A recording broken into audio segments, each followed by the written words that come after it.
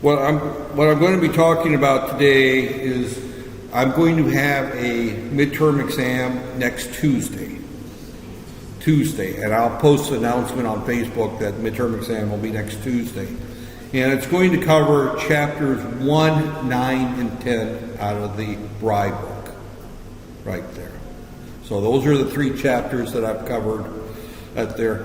And I'm just going to kind of go through the slides until my battery runs dead, right there. So the first chapter is the one here on introduction to microprocessors.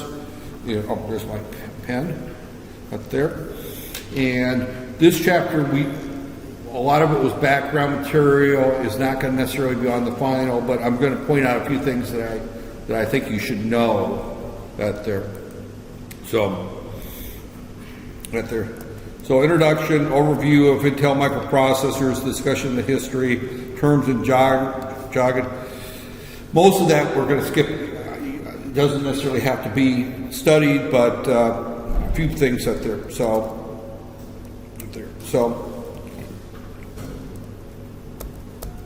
And I'm going to kind of historical. Up there. I don't care about the Babylonians and the abacus. Up there. Is it chilly in here? Yeah. Actually, I've been a little cool today.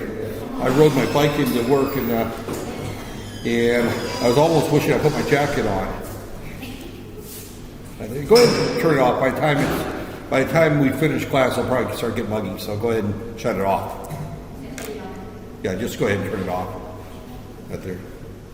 Because there's probably the one on in the back anyway. So I'll leave the back one on in the front one out there. So, okay. So I'm not going to ask you any questions on the mechanical age and the abacus. I'm not going to ask you about Pascal, although I probably should. And if you're a computer science major, these questions would be on us there. We're not going to require any of this early stuff. That's there. So as you go through the slides, all this stuff here at the beginning, skip. That's not going to be on the midterm or the final. Right there. So, right there. So, where I would actually consider, and boy, it should be tempting to ask you the original name of IBM right there, but I'm not going to ask you that there. Yeah, that would be, you talk about an obscure test question, what is the original name of IBM? And nobody would know Tabulating Machine Company was the original name, but that goes under the category of totally worthless information to impress people. That there. So I won't ask it there. So the first part of chapter 1, this history, there will not be on the midterm exam. That there. Right there. Now, again, when we start getting into this most recent history, knowing what the background is, the purpose of the first general purpose computer was, again, breaking codes for the military. So one of the questions maybe will be what was one of the early uses of computer systems, and you would simply say military or cryptology. That there. So I would consider that a legit question. That there. You don't have to remember the name of the giant machine or 1946 or that there. But again, I spent quite a bit of time talking about the military applications of early computer systems and electronics out there. So that there. So again, it is kind of interesting, but I won't ask a question about who invented the first transistor and the IC. These two companies are still in business today. Bell Labs is now called AT&T. They're still around, and Texas Instruments is obviously still around since they have a plant in Carmine, AU. And I will consider who developed the first microprocessor a legit question. And the answer is Intel. Since we're covering only Intel processors, that should be a big hint on what the answer would be for that question. who developed the first microprocessor, and it would be Intel. You don't have to remember 1971 that there, but there, and you definitely don't need to know the name of the 3 engineers that there. So, but or the patent number. So that there. That there. Von Neumann, you don't need to know that stuff that there. Okay. You should know what assembly language is at this point, that there. And it is a aid for programming. It allows you to use mnemonics to write machine code instead of machine code. We won't go into much on the assembly language on this test, but on the final you definitely will, because you'll be required to know quite a bit of assembly language. Because starting next Monday, I'm going to be teaching assembly language right there. So, that there. You don't need to know any of that stuff. I'm just going to go through the slides because the test is going to come out of these slides right there. Common programming language, we really haven't got into programming out there. You know, one of the comments that I made right there is that, you know, I teach C as our first programming language here, and I've argued that C is not a very good first programming language out there. And again, we're looking at the fact that BASIC is used for about 80% of the programs written for PCs today. So that's why I would argue that Visual Basic should be your first programming language out there. But again, and again, Visual Basic has replaced a lot of scientific programming out there. Visual Basic's easily 80% out there. So there. Okay, that there, again, this is all background, C, C++, that there. Really, this slide here, I would say that this is probably important information, that C and C++ is used in a lot of low-level machine programming, that there.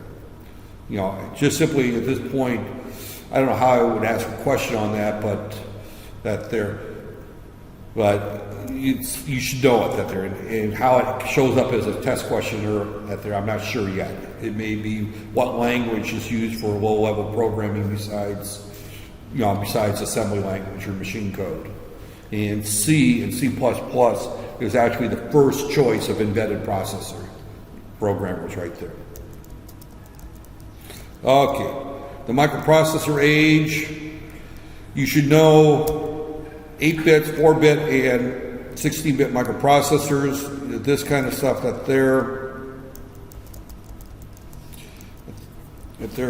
Texas Instruments also produced there. But again, as I mentioned, the first commercially viable processor was Intel. I already mentioned that there. And you should know what, you know, that the first one, the first commercially well-known microprocessor was the 8080, right there. You should kind of know the history of 8080, 8085, 8086, 8088, 186. You should at least know that sequence up through the 486. You know, then the numbers that there, and those are all Intel numbers that there. You don't really need to know the details of that there. So that there really that there. Again, the 8080 was the first big microprocessor, so that was the start of our current generation of microprocessors. That there. So again, and I actually had an Altair 8800 for a while. That was a big computer. That there, it was it didn't do much right there. I didn't have it in 74. I actually had one like 82 or 83. Had a second-hand one that they passed around. So that there, the 8085 again, you should at least know it was an 8-bit processor. So you should know what the 8080 was as an 8-bit processor. The 8085 was an 8-bit processor. And the first 8080 16-bit processor was the 8086, right there. So our current generation of processors is the 8086, started that there. So, which was actually just a 16-bit version of the 8085, right there. So, you should know the difference between an 8086 and an 8088. Remember, the major difference is that the 8086 is a 16-bit processor internally and externally. The 8088 is an 8-bit processor externally, but internally it's exactly the same as the 8086, right there. So you should know that, right there. And that question will be worded in very simple. What is the major difference between the two processors? So, right there. Everything else I don't care about on these slides. Right there. So, I haven't talked about complex instruction set versus RISC instruction set, reduced instruction set computers yet. That'll be on the final exam. The 280, and I really did not talk about any of the other processors out there. So, right there. And so as you look at chapter 1, 90% of the slides you can skip through, right there. So, and that's the reason I'm going through all these slides. I just want to highlight which ones that you need to know for this test out there. So, again, not a lot there. I talked about them. It's good information, but it's not anything that I'm going to hold you responsible for, because it's nothing you're going to need to know in industry. By the time you go to work for industry, it's going to be some new generation, and you're probably going to be using ARM processors probably for most things that you would work with. And we haven't even talked about the ARM processor. So, I will talk about the RISC versus the complex instruction set after, next week we'll talk about the difference between that there. So that will not be on this test right there. So, okay, that's all the background on that there.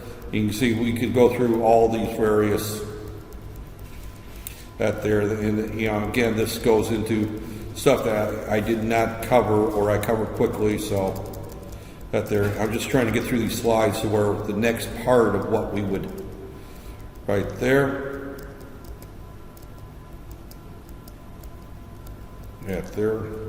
titanium. You should know what is meant by a multi-core processor. Right there. What does that mean? That means that there's multiple CPUs on the same piece of silicon. Right there. And this is an example of what this looks like. You have one chip with 3 processors on it, or 2 processors, or 4 processors. Currently, the largest multi-core processor is a 10-core processor that Intel just released. Right there. The first one was a Core Duo, or Core 2, right there. It had 2 cores, and then they come up with that there. So, and your cell phone probably has a quad-core processor. What is meant by a quad-core processor? And that would be a very simple quiz question, or test question. Explain what is meant by a quad-core processor. Right there. So I would expect you to know what that means there. And I did talk about that in class. There. So, okay. Now we get into the personal computer, and this is I would expect you to understand this drawing, be able to reproduce this drawing right there. Again, we've got our memory system here, right there. We got our microprocessor, and we got our I/O system right there. So we have 3 blocks in a typical computer system. You should know what's in each of those 3 blocks right there. So, again, they're very similar. I will not hold you responsible for memory maps. I don't care about memory maps right there. I mean, I care about them, but not for this class. Right there. So, that there, and again, I talked about all these various buses. I'm not worried about that there. Yep, that there. You know, for a general purpose microprocessor class, we go through a lot of stuff that I'm not going to hold you responsible for. That's why we have the review to narrow down what you're going to study right there. Because we went through a lot of stuff. If I just said it's those 3 chapters and let it go, you're going to spend a lot of time reading stuff that I don't want you to read. That's it. No. Okay. Right there.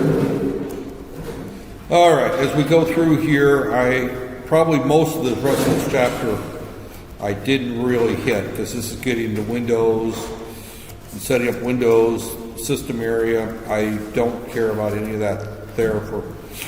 I don't care where the video RAM happens to be stored, where the text data is stored.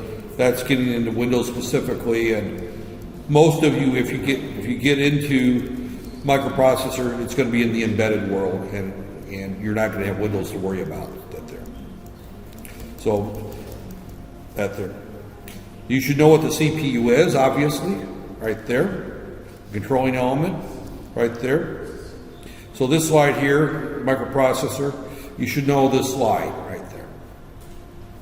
Right there. So as you go through, and I suspect that this will be a reviewed lecture between now and next Tuesday. That there, or I would hope it's reviewed. Right there.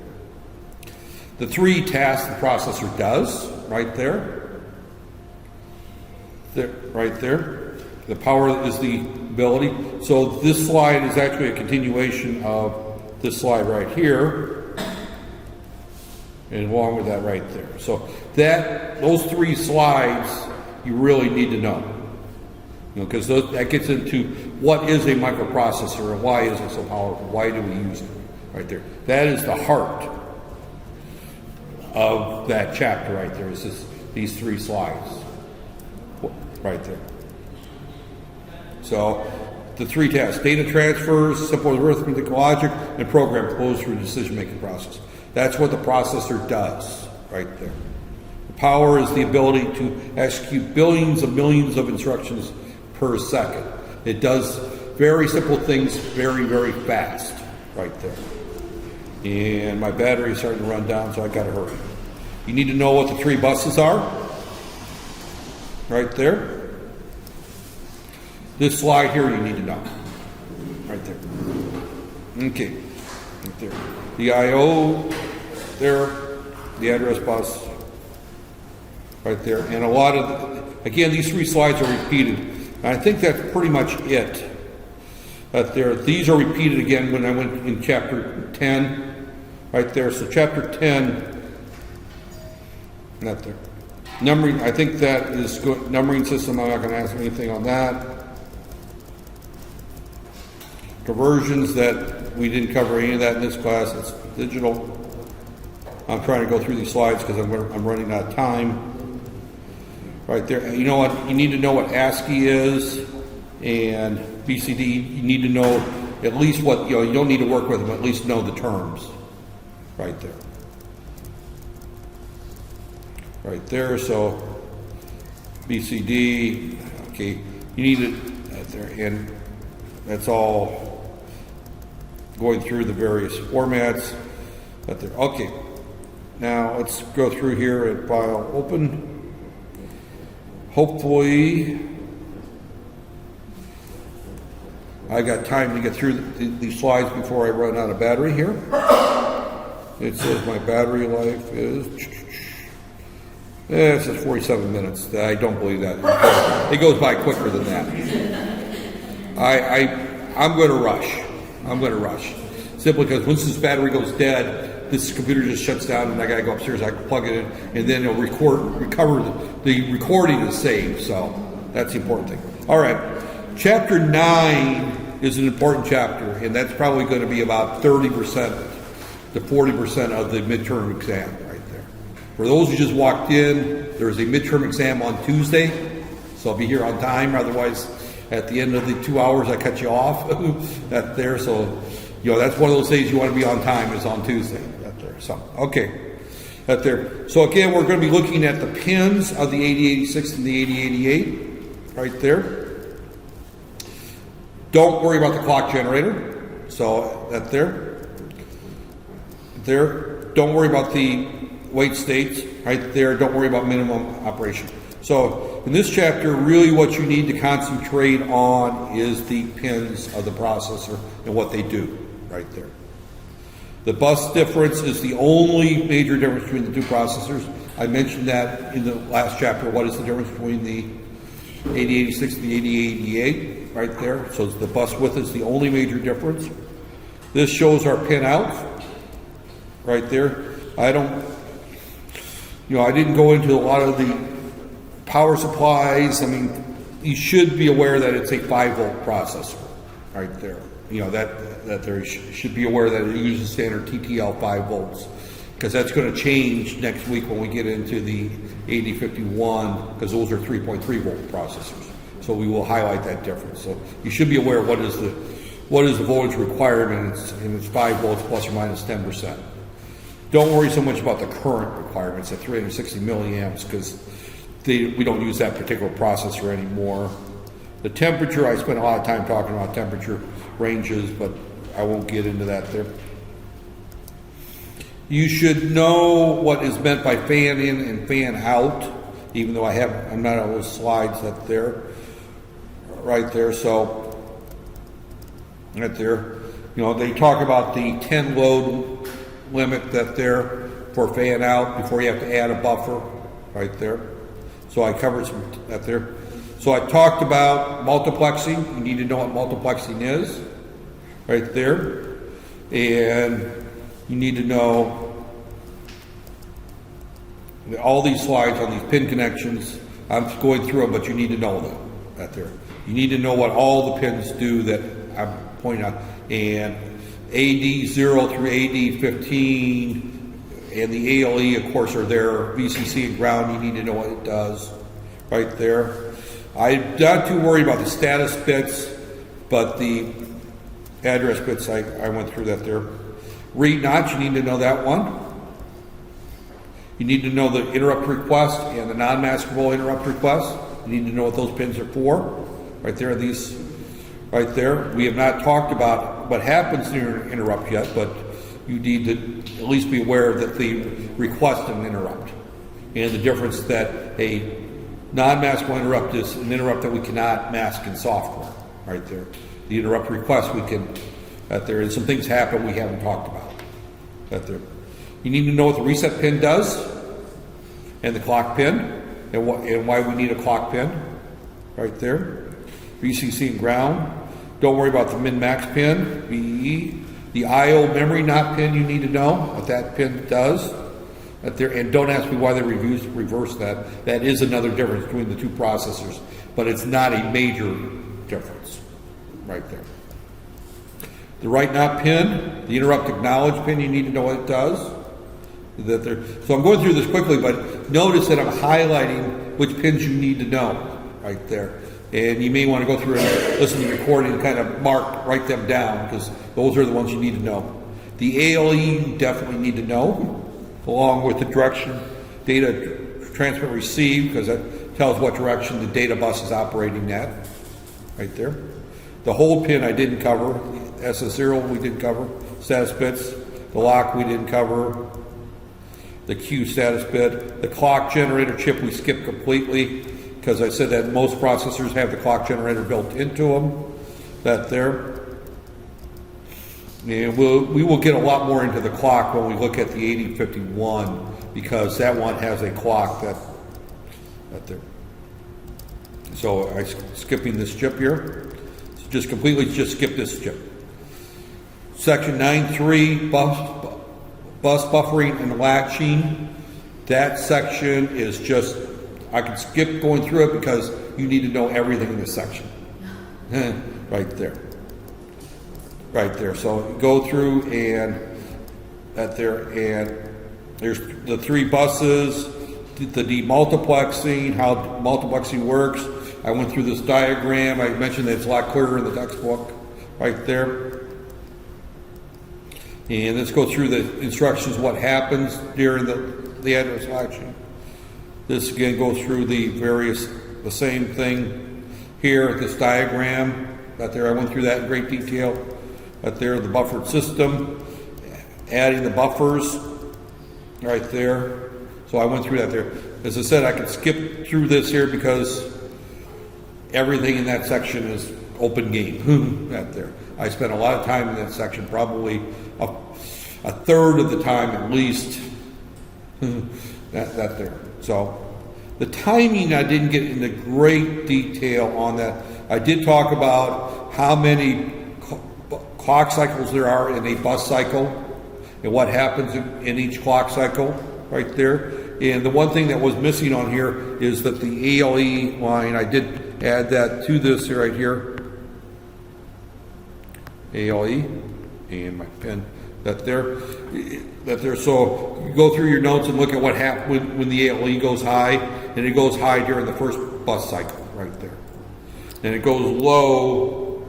You know, the important thing is the ALE goes low, or it goes back high, or goes high during here. The important thing is that it goes high, or goes low here before this goes away. Right there. Because the ALE has got to go low to latch that address in while the address is valid. Right there. So I spent a fair amount of time talking about the ALE and how it functions, where it connects to. So that there. So again, that there. So I went through, again, this goes through and explains in more detail than I would ask, but and the read timing. So again, don't worry so much about the times. There will be no questions on how many nanoseconds things happen. And the reason I don't worry about the times is because these times are from a processor that's 25 years old, and they're so much faster. Things are happening now in tens of like 5-10 nanoseconds versus 600 nanoseconds. So these times are completely, and we're looking at gigahertz clocks versus 5 megahertz. Clock speeds have gone up by a factor of 20 plus right there. So these times that there, and so all the timing issues I don't worry about. And this gets into the timing. The ready and the wait state we skipped. The ready input we skipped all that there. Right there. So that whole thing, first min versus max, we skipped through that there. Actually, most of what's going to be on that there in this is the 8288. We didn't talk about that much that there. So that's what's out of chapter 9 right there. So as you can see, chapter 9, the big concentration is on the pinouts and the bus interface right there. How we multiplex the address bus right there. That's the concentration. Chapter 10, and I will say this before I run out of time, right there. Open. And chapter 10 is the other chapter that will be on this quiz, right there, midterm, whatever we want to call it. I got to write it between now and Tuesday. But there, I haven't finished your final yet, so I got to write your final first in the midterm. It's kind of that there, but this particular chapter, I can tell you right now, the concentration on this chapter is going to be how we decode the memory address, right there.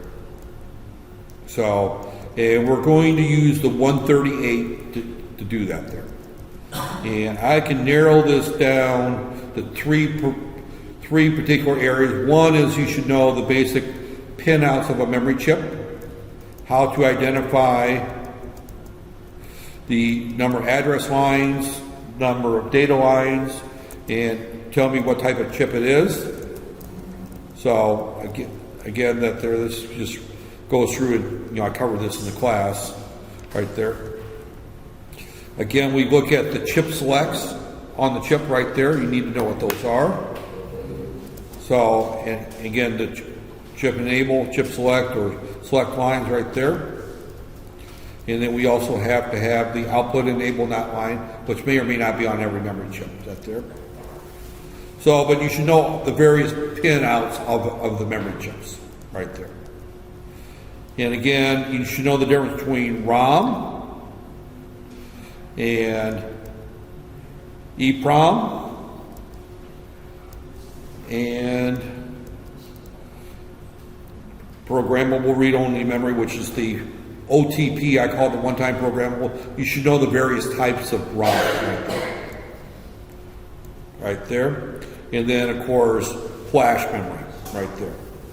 So you should, that there, which is read mostly memory is the term that he used, but I said I've never seen that term right there.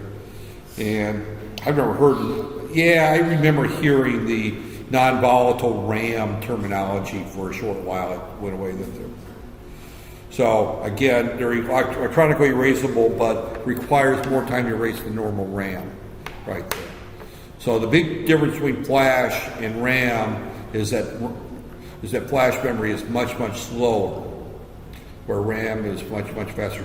And flash memory is much, much larger in terms of how that there, although there's some pretty good sized flash memories out there in terms of gigabytes.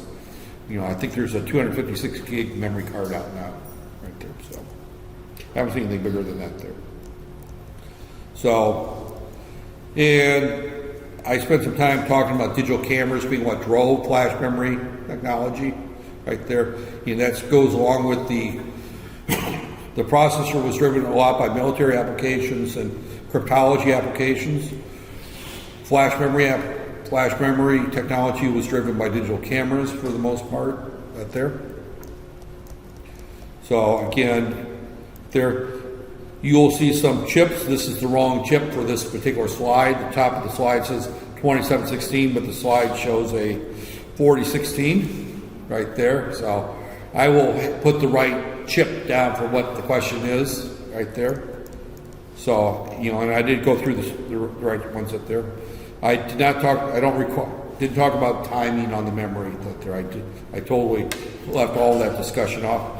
Know what static RAM is and the difference between static and dynamic RAM.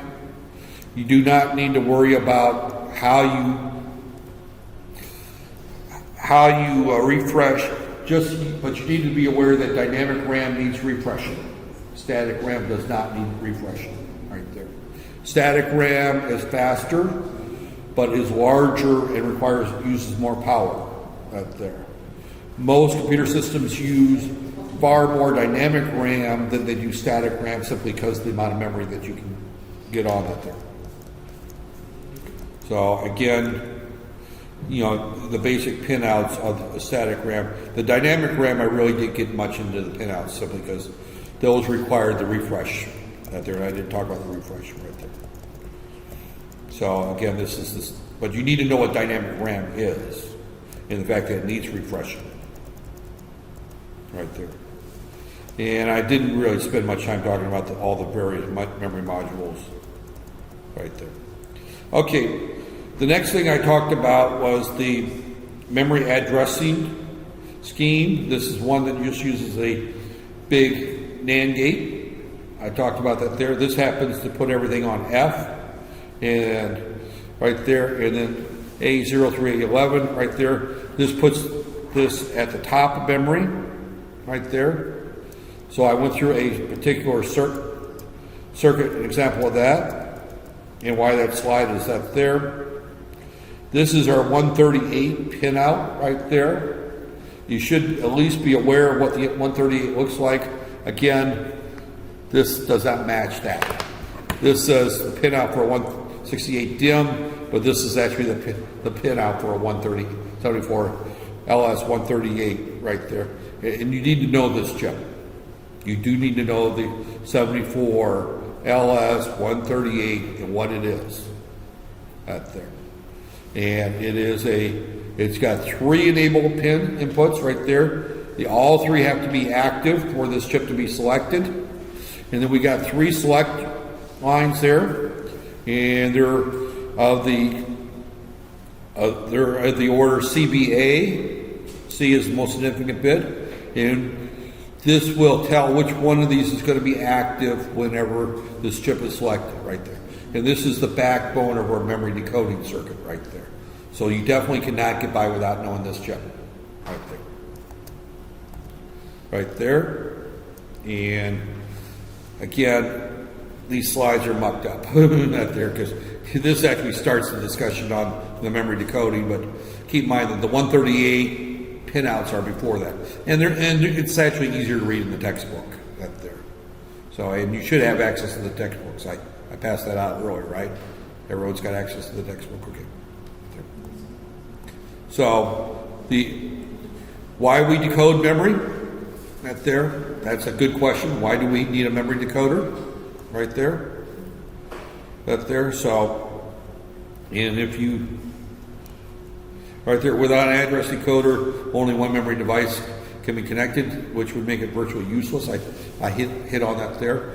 This will probably be about 30% or more of that there. So, you know, as we look at this midterm test, we're probably going to see probably 50% of it's going to come out of address decoding, 30% is probably going to come out of the pinouts up there, and 20% is going to come out of that first chapter right there. So and that's just kind of rough because I haven't wrote it yet, but that's the way that I see this quiz up there. And this midterm is coming very late in the semester, right? Which means that these questions are previews of what's going to show up on the final exam. Matter of fact, I'm a lazy person out there.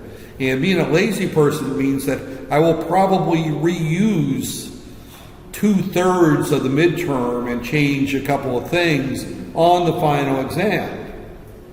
That's one of the reasons I'm giving the midterm, is that it's a warm-up for the final exam to help you with that there. So it's not that I want another test to grade. I can go through the entire semester, not give a midterm exam, and just give a final exam, and 100% of your grade comes out the final. But at there, because I haven't required any labs, we'll have a couple labs, you know, next week. You know, in the last couple of weeks, we'll have a couple short labs that that'll go into your grades, 10 points each, and then 20% I think will come off this here. I think that's somewhat what the grading scale looked like at there. So, you know, I'm only basing 20% of your grade on this, but in reality, this is much more than 20% because the same questions will show up a few weeks later on the final exam. Right there. So if nothing motivates you to study this and look at the solution for it, that should, right there. So memory decoding, right there. We talked about why we do it. We went through the simple NAND gate circuit right there. I went through this circuit, and I said that this was a very, very likely candidate right there.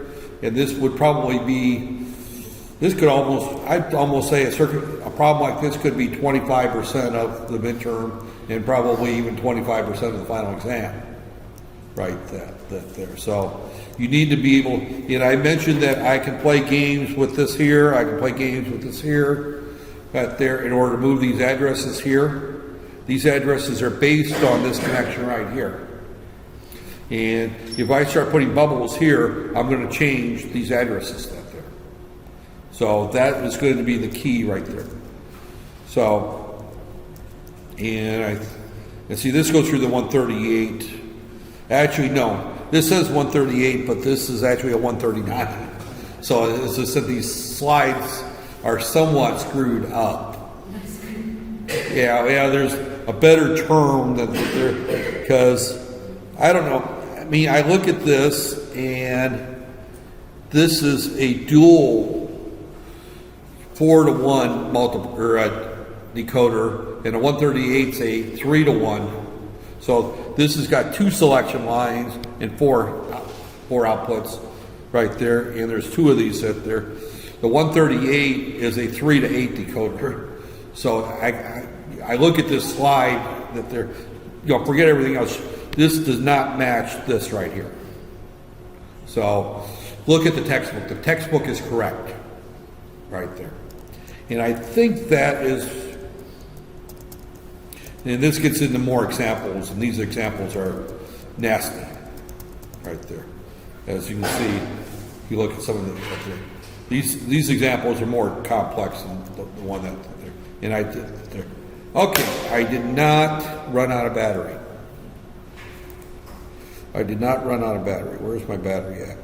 My battery says I'm at 12%, so in another, well, see, it shuts off at like maybe 10 or 12, or 7, either 7 or 10% it shuts off, so I've got just a minute to, 40 minutes, well, actually 40 minutes for a review for a 1 hour, well, actually about an hour and a half test is a pretty good review right there.